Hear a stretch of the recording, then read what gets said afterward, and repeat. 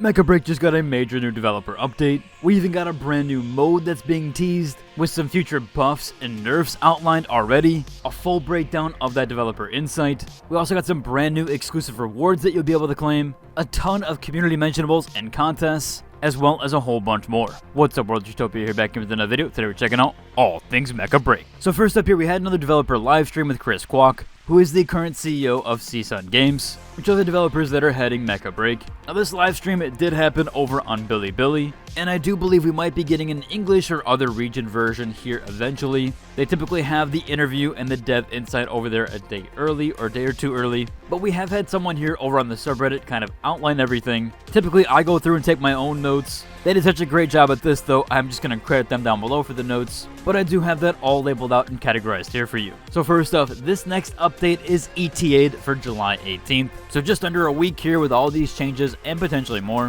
where the first section is striker balance changes. This was one of the major things people wanted to go over, was the balance changes for strikers. I do currently have a tier list. I still feel it is fairly accurate. I have hit Grandmasters in Arena currently. Unfortunately, I can't really climb any higher, as my queue times have been around 20 minutes at this rank, and if I do queue, sometimes it places me with bronze and silver. I would rather not play with such low ranks, so for right now, I'm going to go over to Verge and grind that mode a bit. But even hitting Grandmasters, I still mostly agree with my tier list. Of course, this is dependent on different modes, and I would move some people around for Arena. Maybe I'll make an updated tier list on that, on what I do feel like the Arena tier list would be. That tier list, though, was based on all of the modes, Verge, Moshmock, and Arena combined. And I still, for the most part, agree with all my ranking, which does actually lead into the balance side of things here. First off, Hurricane has been underperforming, and there has been a confirmed buff incoming. I did put this mech in B tier, wanted to put it in C tier, but with a few of the win rate stuff, I did land on B. I still believe it is right between there, so yeah, definitely needed a buff incoming. Next up here is Welkin. Big controversial one right now. I placed this one in S+, and it is the only bruiser available. That will be adjusted with new bruiser strikers in development to reduce dependency on Welkin. Currently, Welkin is a very, very strong in Arena, although typically if you pick Tricera, you can kind of counter Welkin a little bit, but I have seen him in pretty much every single Arena match in Grandmasters. Moving on here, we have Aquila, who's been performing too well and too strong in Moshmock. There are adjustments in the works currently. That mech is very strong in Moshmock and is decently strong in Verge. It can perform decently well on some Arena maps, but there are ones that it just does not do well at all. But certainly for Moshmock, it is very strong. Next up here is Falcon. They admit this one is strong, but players must master heavy missile warnings. Tricera can essentially intercept within 200 meters and cancel the Aux 3, so that is a bit of a note there. I've seen some really good and really bad Falcon players. That was why I didn't want to categorize it in S or S+.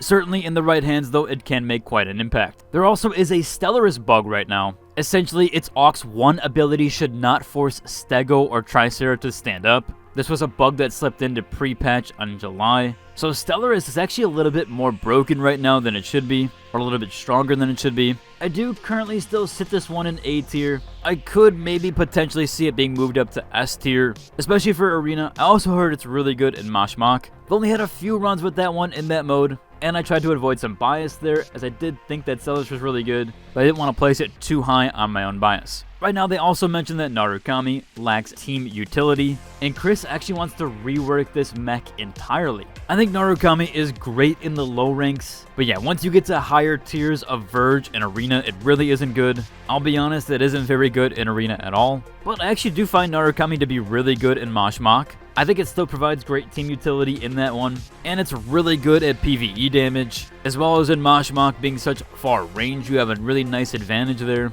But yeah, in the other categories, it is a bit struggling, especially at higher ranks. And if I'm honest, this is probably one of the mechs that I would change in my tier list, more than likely putting this mech down from S tier all the way down to A or B. But that is mostly because of its performance in Arena mode, and because it lacks team utility at the higher ranks in Verge. They also mentioned, of course, other strikers will have minor tweaks incoming to improve their overall experience. Pretty huge there, and really like to see that. Moving on here, we had the game modes and prototypes. Yes, they are working on some new modes, and they're changing a few things around. So for casual queue, that exists only as a placeholder right now, and it essentially doesn't have a proper matchmaking yet, but there are rewards planned for casual queue, which on top of that, there's also going to be ranked rewards. So they have confirmed ranked rewards system is now in development, but there is no details on that yet, and we'll have to see if they do include that for Season 0. or if you'll essentially get any of the ranked rewards for Season 0 if that will be retroactive, which personally I do hope so. This one is really cool though. They have a battlefield mode being planned. It is currently in the prototype right now, and internally it is dubbed as Battlefield. Possibly could be Conquest-like. Again, dubbed or translated, essentially that is what they're getting at. Will be some sort of Battlefield or Conquest-like mode. Although there has been no official tease just yet, no timeline, and this essentially is just work in progress. It also might not even pass internal playtests, so this mode might not be a for sure thing right now. But one that is for sure is a new event mode. They're actively developing an event-based mode for casual and fun gameplay. Seems like they are going to be bringing in limited time modes or LTMs and have different events with that. Really cool, I'm glad to see that as well. And I'm sure there'll be many more to come in the future. They had some additional developer notes here. Single player in PvE is being considered, but at a low priority right now due to limited dev resources. I know a lot of people really want a PvE version of Mosh Mock.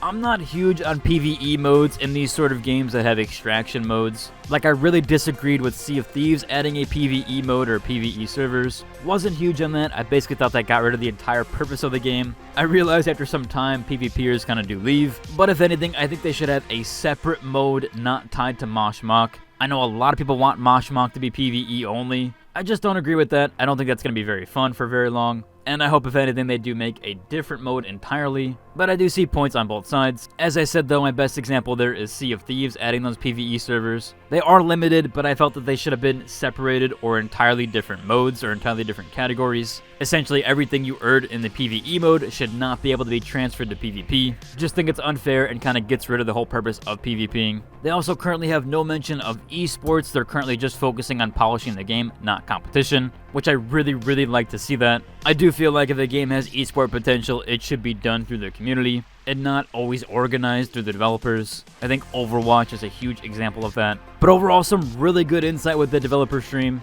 and it does seem like they already have a ton of changes planned. Next up here, as I mentioned, there are some exclusive rewards that you can earn again. Now these ones, again, you will need to earn quickly. In fact, I actually missed the last ones as well, but they are calling this the Weekend Special Twitch Drop, and these essentially are only lasting for 2 days. So you can earn this insignia, the Shout Caller, for 20 minutes, and you can also earn the Moonwell skins for Falcon, Skyraider, and Lumine. Again, unfortunately, I did miss last week's. I would try to snag these up as quickly as possible though, as they only are there for the 2 days. So head to a Twitch stream and watch for those 120 minutes and you can claim all of them. I will be doing so right after this video. Mecha Break is also hosting a Drip and Fashion Break event. Actually pretty cool here, it has a $3,000 prize pool, plus some exclusive merch. And again, this is for snapping a screenshot of your pilot and mech together, where they want you to enter the base exploration and snap a selfie with your striker, and then share those screenshots on social media using the hashtags MechaBreak and Fashion Break Season 0.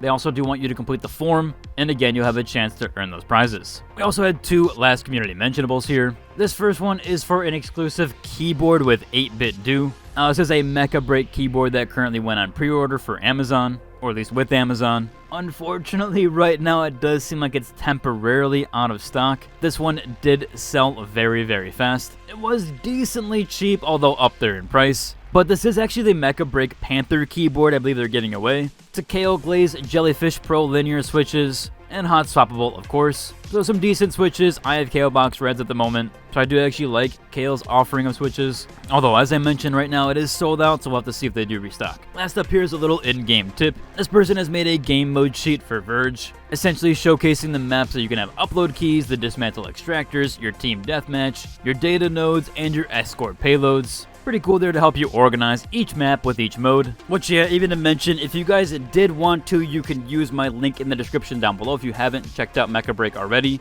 You can download the client or even through Steam and Xbox through this link. Again, I'll put a QR code on screen that you can use if you want to, or even the download link down below if you haven't checked out Mecha Break already. Or if you want to, it would really help if you do visit this link. It will help out the channel a ton. This link is tied to an upcoming sponsorship content that I do have with CSUN Games. So again, you will really help out my channel if you do visit it, and I would appreciate it very much so. Overall though, that's what I'll cover for today's video. If you enjoyed it, like, subscribe, and until the next one. Deuce.